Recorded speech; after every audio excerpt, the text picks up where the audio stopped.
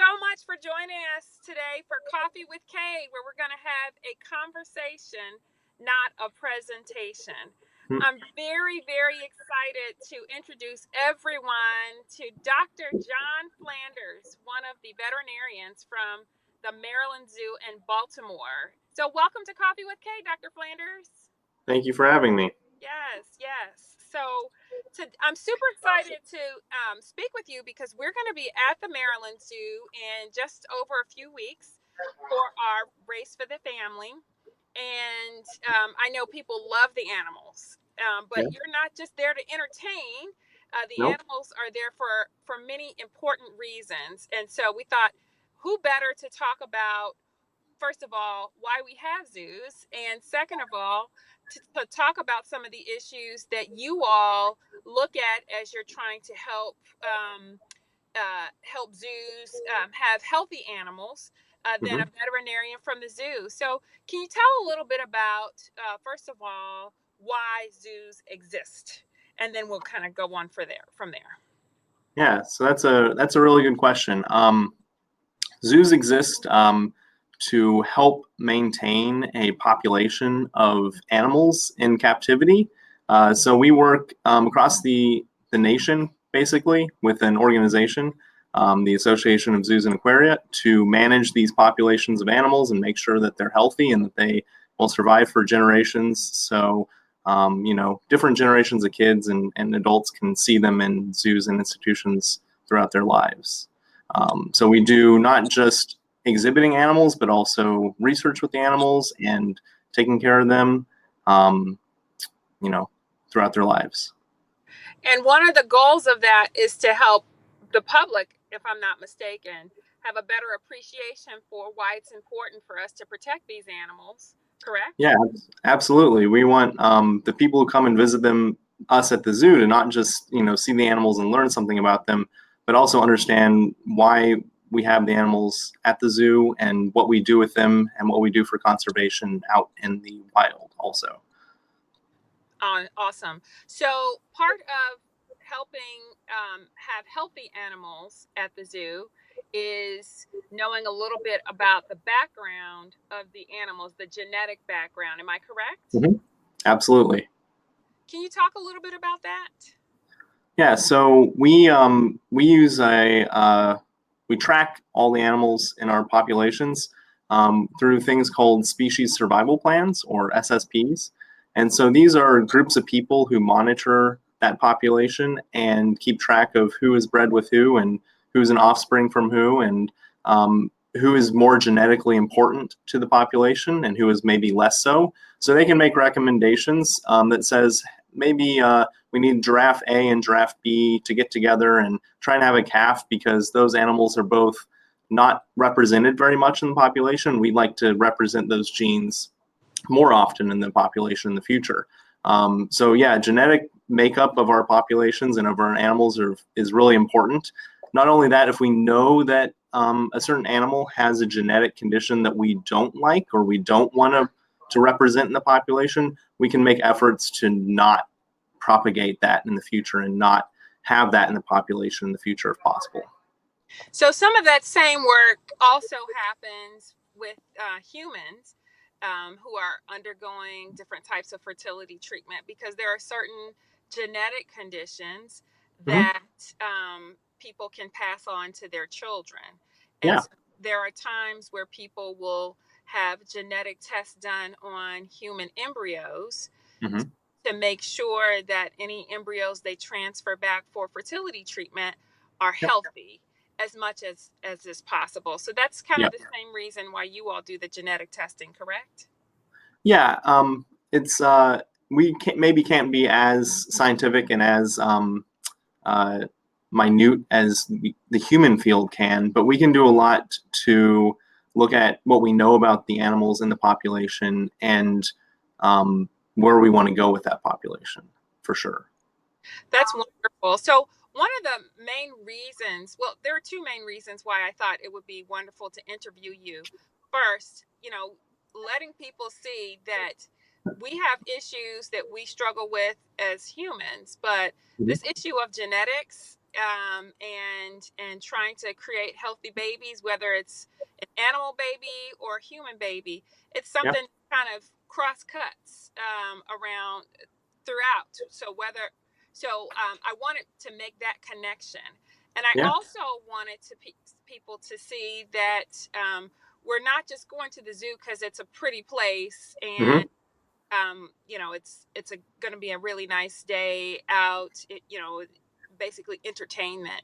We really do care about the animals that are there, and Yep. conservation Yep. is an important. It's something that we want people to be mindful of. This is not just entertainment. Absolutely. That's a very important point, and I think it's something that um, we strive every day to get across to the public and the people who come and visit us that we're not just here for entertainment.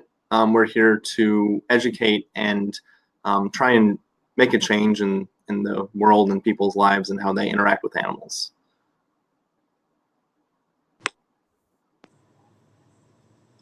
Hello, Dr. Flanders? Yep.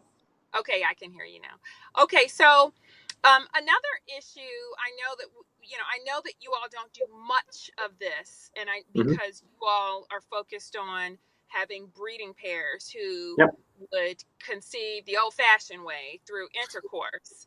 And I do know, having talked to your colleague, who was very, very helpful, that more fertility treatment for Hmm. animals does take place at the National Zoo in Baltimore, and in Washington D.C. Yep. And also, I believe is the Cincinnati Zoo in Yeah. Ohio. Yeah. Cincinnati Zoo has a group that works with them called the Center for Conservation and Reproduction of Endangered Wildlife, or CREW for short.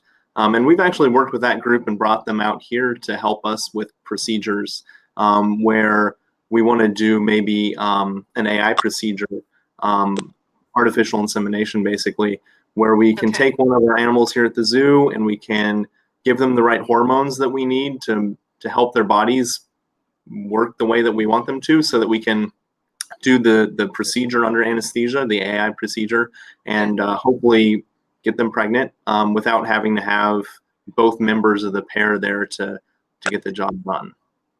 And would that happen more often if, for instance, there's not a male and a female, or maybe if the male and the female didn't get along well, or when Exactly. Yeah. Those are both exact reasons why sometimes we have to go for AI as a way to help with reproduction at the zoo. So we have a lot of options in our toolkit here. Ideally, we'd like to have a male and a female together and have reproduction that way, but sometimes it just doesn't work out. We've had instances where females of one species don't get along with the males when they're put together.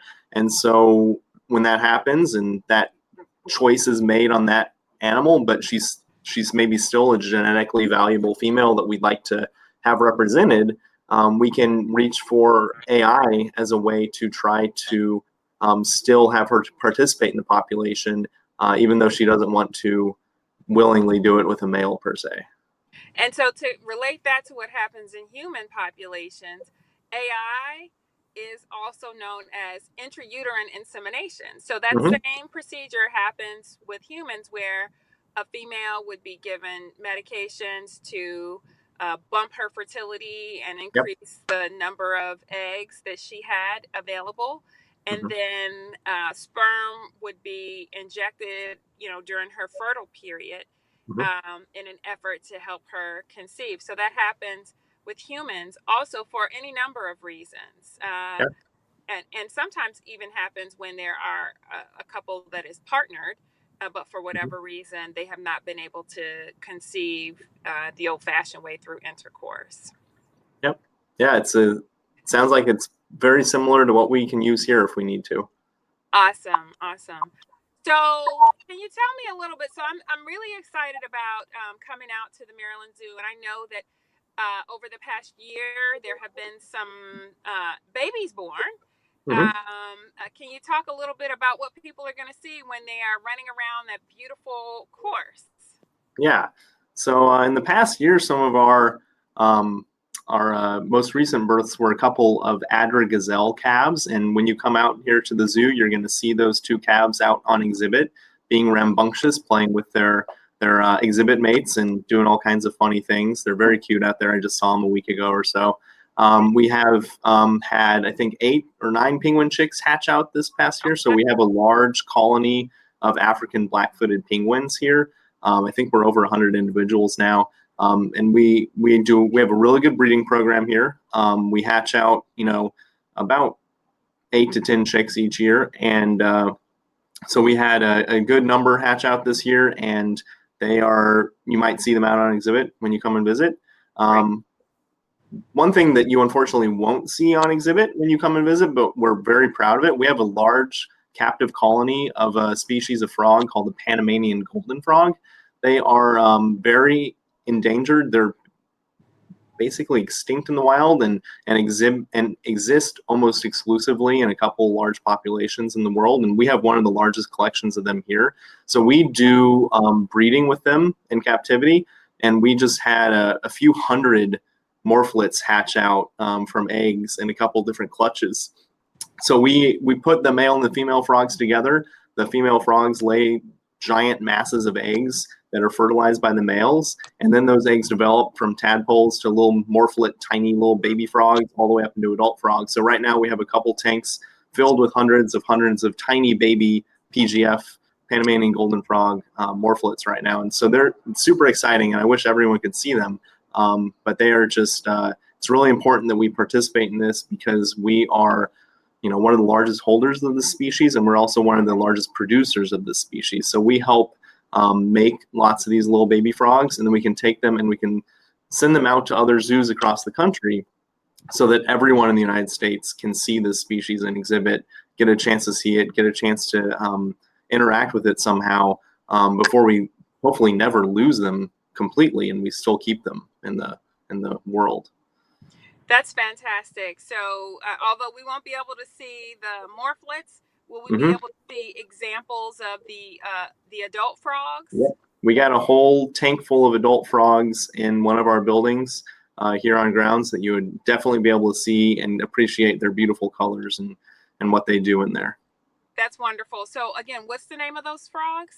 Panamanian golden frog. Panamanian golden frog. So when you come out, for those of you watching, if you're planning to join us at the zoo on June the 8th for the Race for the Family, please make sure that you stop in and see the Panamanian golden frogs because our Maryland Zoo is one of the few places that have done a really great job of breeding them, and they have a lot of them that are shared throughout the country. So that's fantastic. Now, I know a couple years ago there was also a baby. Was it a panda bear? It was another, it was a large, I believe, mammal that was born. So we don't actually have giant pandas here at the zoo. They do have them at the National Zoo, but we had a giraffe calf born not a couple years ago, 2 years ago, and she's still here. Her name's Willow. Currently, we are doing some construction and renovations to the giraffe yard and exhibit, but I think that those are wrapping up, and by the time you get out here, you might see Willow on exhibit. There are currently the adult male giraffe is going out on exhibit now, and we're working towards getting more of the animals out there as the exhibit renovations and work gets wrapped up. But she is certainly a very charismatic individual and lots of fun to see and work with also. Awesome. So if any of you all have questions for the doctor, one of the veterinarians at the zoo, or you'd like to just share your thoughts or your excitement about the Race for the Family, which is heading out to the Maryland Zoo on June the 8th, please send your questions or your comments in on Facebook. We don't have much time left in this interview, but it certainly is a real pleasure and a privilege to be able to speak with you. I know you guys don't do many interviews, so I'm really happy that we're able to connect to talk about that. So, absolutely. Yes. So tell me what's new, what's coming up. Do you have any new exhibits that you all are planning to open, or what can people anticipate in the future? Yeah, so right now, like I mentioned, we're doing some work with the giraffe yard, but in conjunction with that, we just finished the outdoor exhibit for our 2 African lions. We have a male and a female, and they are out there now, and you can see them in their new exhibit from the new public viewing area, and we're also renovating the elephant yard in conjunction with the work that's being done in the giraffe house, as well as the elephant barn. So we have 4 elephants here, and a lot of work has been done to make a brand new, really large outdoor exhibit for them to go out and and be in. So you'll definitely see that new exhibit when you're here, and you'll probably see some of our elephants out there utilizing that space as well. So when you say you have the African lions, there's a male and a female. I'm assuming that they are a breeding pair. Is that correct? Um, we have had breeding in the past here. We had a couple cubs a few years ago, Luke and Leia, I believe. Currently, we are not breeding them. So, like I had mentioned earlier, we have the SSPs that make recommendations for I which animals should breed and which ones shouldn't breed. Yes, yes. And so, in this instance, the SSP has analyzed the population and determined that we don't necessarily need any cubs out of our pair currently.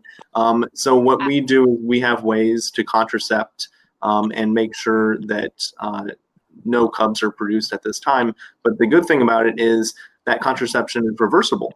So if we get word back from the SSP in the future that says, hey, we actually do want to get some cubs out of that pair, then we can make some changes to how we're managing our animals and hopefully get some cubs out of that pair if that's what we need.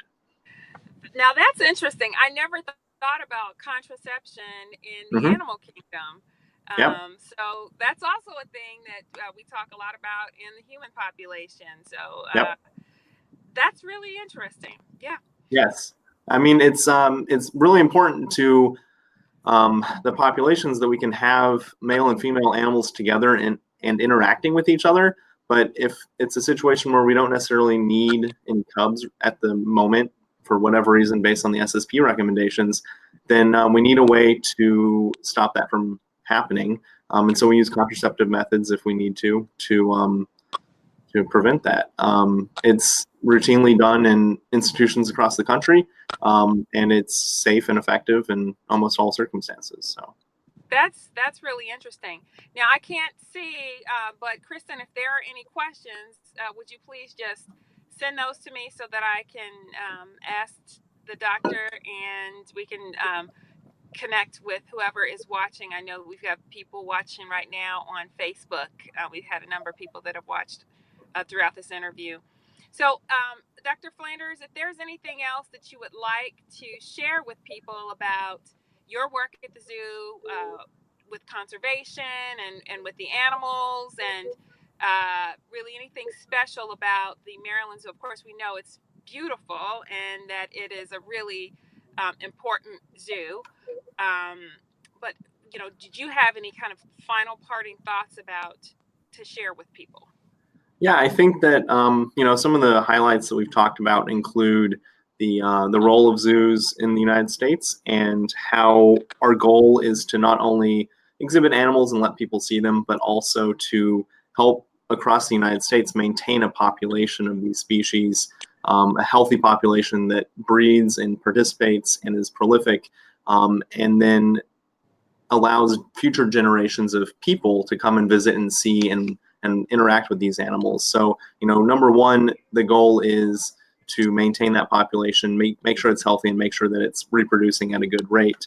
Yeah. I think some other highlights from the Maryland Zoo in particular are the work that we do not only here in Maryland with the populations of the black-footed penguins that we have and reproduce in our colony here, but also, like I said, the Panamanian golden frogs, the work that we do with one of the largest captive populations of these frogs, and the reproduction we do, and sending adult individuals out to zoos all across the country so that they can show those animals also to people who maybe have never seen them.